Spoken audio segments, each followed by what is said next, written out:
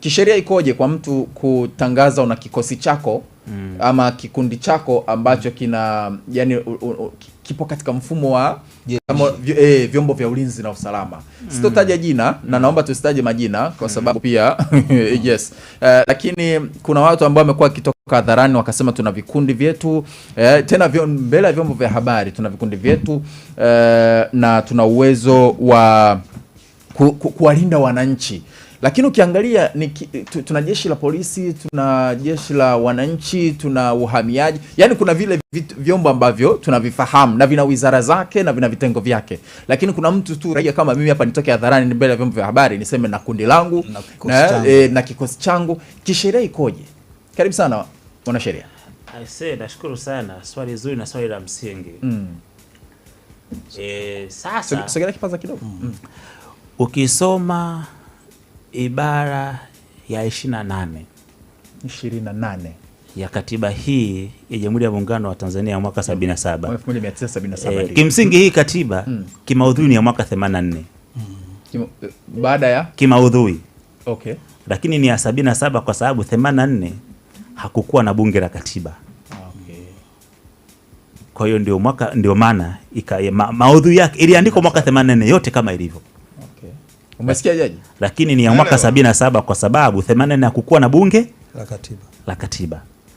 Sasa ukisoma ibara ya 28 ya katiba hii ya sasa, ambayo ukisoma ibara inayopendekezwa ya katiba ya Jaji Warioba ibara ya 73. Ni rasimu tunaita rasimu rasimu ya katiba ya mwaka ule 2014. Inasema vitu viwili.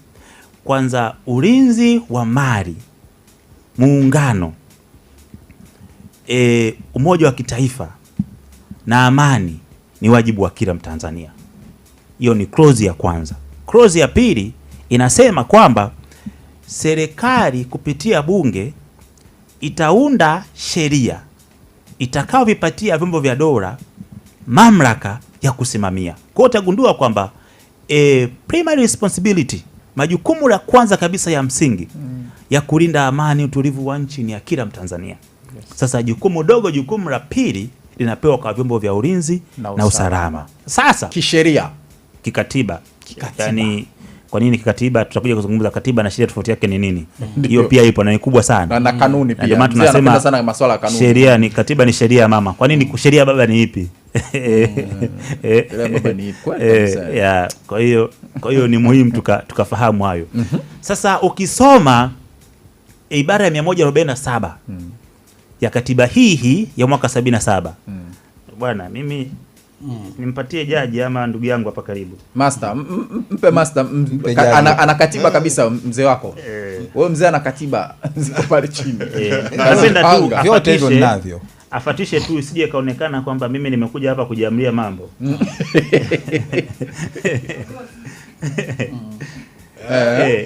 Ibara ya 147. Sasa hiyo ya mwaka 1977 sio rasmi katiba tulionayo yenyewe tunaitumia. Imeandikwa Kinyakyusa. Sasa hii imeandikwa Kinyakyusa itanisumbua kidogo. Ina prohibit to maintain armed force. Maana yake ni kwamba inasema it is hereby prohibited for any person or any organization or any group of person except the government. Prohibited. Ambayo prohibited tukitafsiri kwa nani Kisambaa tunasemaje? Yani inazuiliwa, inakatazwa. Prohibited, imepigwa marufuku. Hiyo ndo nilikuwa naitafuta. Ni marufuku.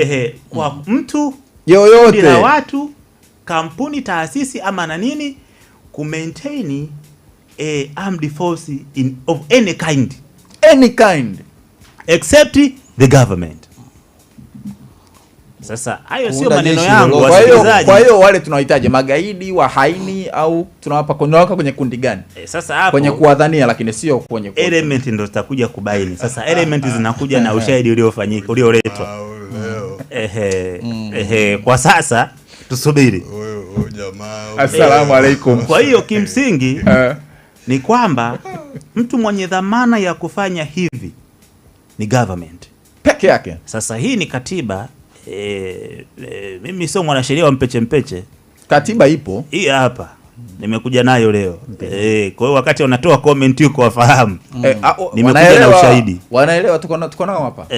Kwa hiyo jambo la msingi ni kufahamu kwamba dhamana ya kutoa mafunzo, dhamana ya kumiliki silaha, dhamana ya kuwa na vyombo vya kusimamia, vyombo vya ulinzi na nini, ni dhamana ya serikali.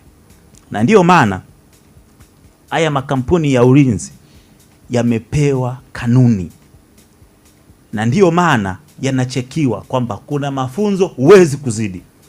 Unapotaka watu waliotumia silaha, fata JKT au mgambo, na hao watapewa silaha za aina fulani pekee, na matumizi yake yatakuwa katika mazingira haya na haya na haya, kwa mujibu wa katiba, kwa mujibu wa sheria tulionayo. Hapo mimi unanichanganya sheria katiba, hapo mnanivuruga sana.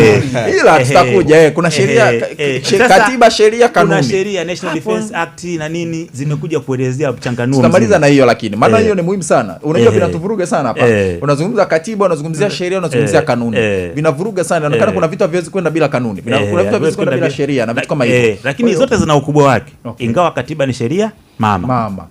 Mwishoni wakati tunamalizia tutakumbushana, tutamalizana na hiyo. Kwa hiyo kujibu swali la msingi ni kwamba mamlaka ya kuwa na hayo tuliyozungumza, mavyombo hayo, masiraha na nini, imewekwa kama tulivyosoma kwenye katiba. Makundi yamezuiliwa isipokuwa serikali. Na kwa nini serikali? Kwani ujiulize serikali? Lazima tujadili, wananchi pia wafahamu leo. Ukisoma ibara ya 8 ya katiba hii inasema mambo mawili. Kwanza, serikali itatokana na wananchi. Jambo la pili, kwamba ustawi wa wananchi ndio kipaumbele cha serikali. Maana yake ni kwamba unapokwenda kupiga kura, umekwenda kufanya kitu kinaitwa social contract, kwamba unaikabidhi serikali miaka 5 ili kulindie wewe mali zako na kila kitu chako. Sasa ndio maana inatakiwa kuwa na watu hawa wanaoweza kuwa agent wa kusimamia ulinzi. Sasa ikiruhusu mtu mwingine aweze kufanya majukumu kama hayo, maana yake kutakuwa hakuna haja ya serikali. Utaangalia kwenye state of nature, zamani kulikuwa na law of the jungles, kwamba mtu ambaye mwenye nguvu ndio ana survive.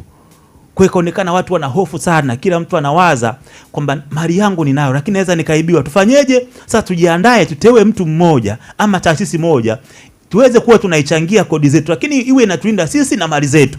Hapo sasa ndio formation ya government ikaanza. Kwa hiyo government ilikuja kuhakikisha kwamba kuna ulinzi wa watu, kuondoa hofu watu na mali zao. Sasa ndio maana kuna mfumo mzima wa social contract wa kuhakikisha kwamba protection of the people is the priority. Ili kuwa mwanafamilia bora wa Global TV, usisahau kusubscribe, like, kushare na kucomment. Baada ya kusubscribe, bonyeza alama ya kengele ili kupata taarifa kwa kila video inayopanda Global TV Online.